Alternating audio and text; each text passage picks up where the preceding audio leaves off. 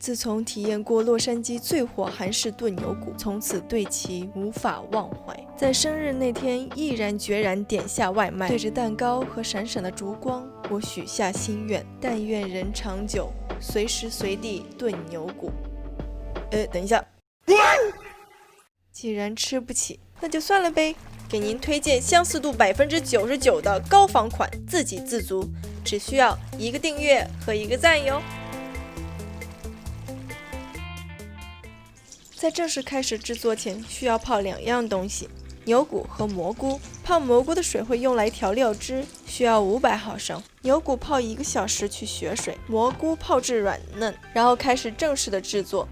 将泡好的牛骨放在冷水里焯，水开之后再煮5分钟。接着5分钟，我们调灵魂料汁。挑一个大一点的碗，加入1/3杯酱油，1/2杯味淋，4大勺糖，2杯蘑菇水。反正想办法调入2杯蘑菇水，8个蒜瓣和一点点姜打成泥，倒进你的灵魂料汁里，搅拌均匀。到这里，你的炖牛骨就已经完成了1大半。5分钟刚好过去，牛骨焯好了，给它淋个凉水澡，然后重新放入锅里，倒入灵魂料汁，搅一搅，开中大火炖20分钟。接着20分钟，我们来完成剩下的1大半。以下你看到的是刀工的反面教材。削2个胡萝卜，去掉皇冠，大概切成食指关节处的长短。哇！胡萝卜切成10到12块，白萝卜切成同样大小10到12块。泡好的蘑菇去根，配料就准备好了。这里的摆例如果有最好，没有的话也没关系，就随意，你知道吧？随意。20分钟过去了，此时的香味浓郁到感觉要把我的锅给炸了。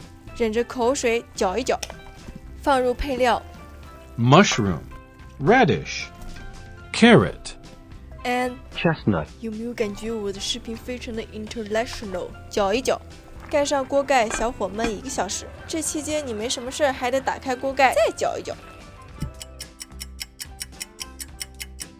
最后加入8个红枣，2大勺蜂蜜，炖最后10分钟。牛骨要是不这么做，那真是暴殄天物。不信你看。哇！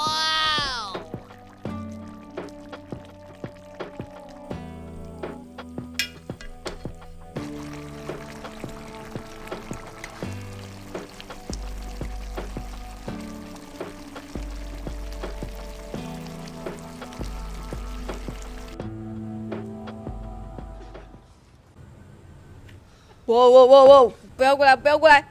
All right, what are we having?